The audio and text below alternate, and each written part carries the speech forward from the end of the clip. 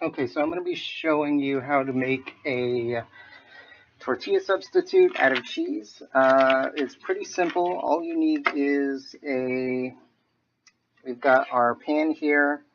I'm using a silicone turner and I also have a silicone tongs.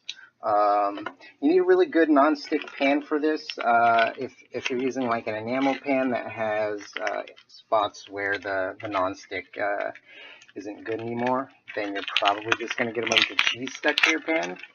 Cheese is pretty bad when it comes to that. Cheese I'm using is just, what is this? Cheddar Jack blend. It doesn't really matter as long as it melts for the most part.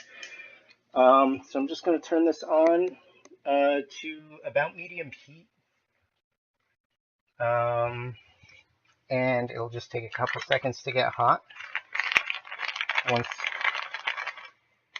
we've got a piece of cheese on here already, so you can see when that starts melting, we're going to just basically throw a handful of cheese on there, let it melt for a little bit, and flip it over. And I'll show you what that's going to look like. Just sit tight for a sec for it to warm up.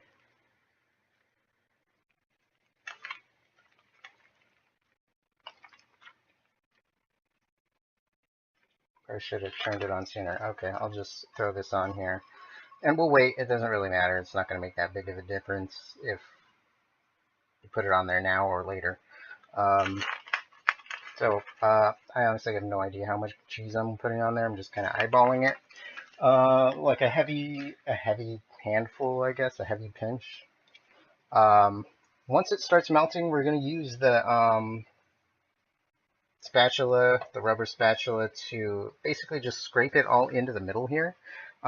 So instead of all these tiny little pieces around the edges, it comes into one solid uh, disc, disc shape, I guess. And it gets a little bit easier the more it melts. It's like right now you might be able to see it's kind of sticking to the spatula. I like using silicone cooking tools because they're non-stick and they're really easy to clean. Um, So 90% of the time when I'm cooking, I use silicone. You can see this is starting to melt pretty good. You kind of want it to get to where it starts bubbling. And most cheeses, you don't need to add like butter or anything like that because most cheeses will have enough fat so that you'll see the oil starting to come out and it actually looks pretty greasy.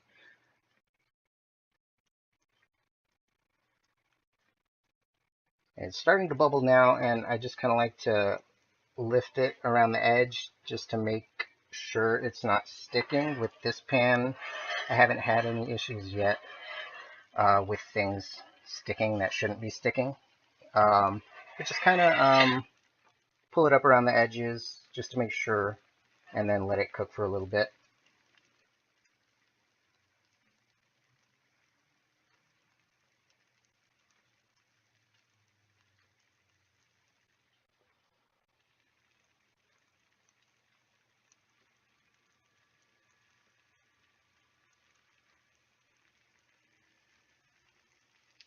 Let me try to turn the light on, see if that helps a little bit too. Okay, so about here, I'll go around the edge more, push in toward the middle, and it should come up pretty easily, as long as you have a good non-stick pan. And you probably do have to be using silicone for this because I think any like nylon tool or especially stainless steel or wood, the cheese is just going to stick. Um, so you get under there all the way, and then you're just going to flip it over like a pancake.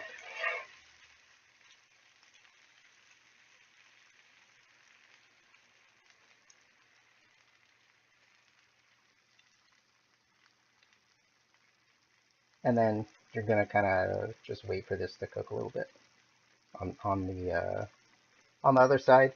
For the most part, I mean that's the hardest part is being able to flip it, and it helps a lot to kind of pull it up around the edges as it's cooking.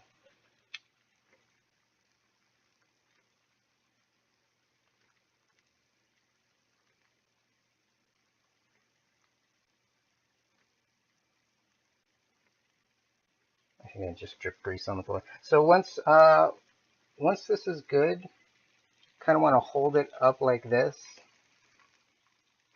just to give it, this is going to give it like the taco shape. And just kind of let it cook like this. If you fold it over without separating it right here, it'll stick together, but not to where you can't pull it apart, so you don't really have to hold it like this. I just, it makes it easier. And then you want to bring it over on the other side and basically, fuck, okay, my camera just fell, but I'll try to put it back up. Hopefully,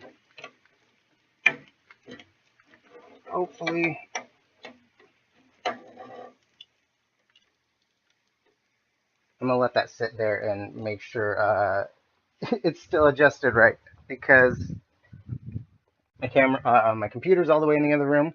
Yeah, that looks good still.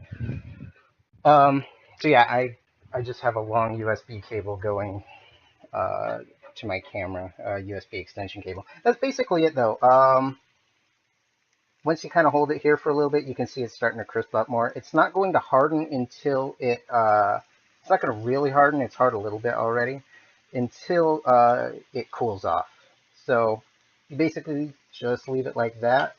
I'm turning off the fire now, and you can see like that, it already has its shape. You're probably only going to want to eat 1 or 2 of these because they can get pretty salty. It's pretty stiff here. Once it cools all the way, it'll be hard enough that you can shove whatever you're going to put inside there.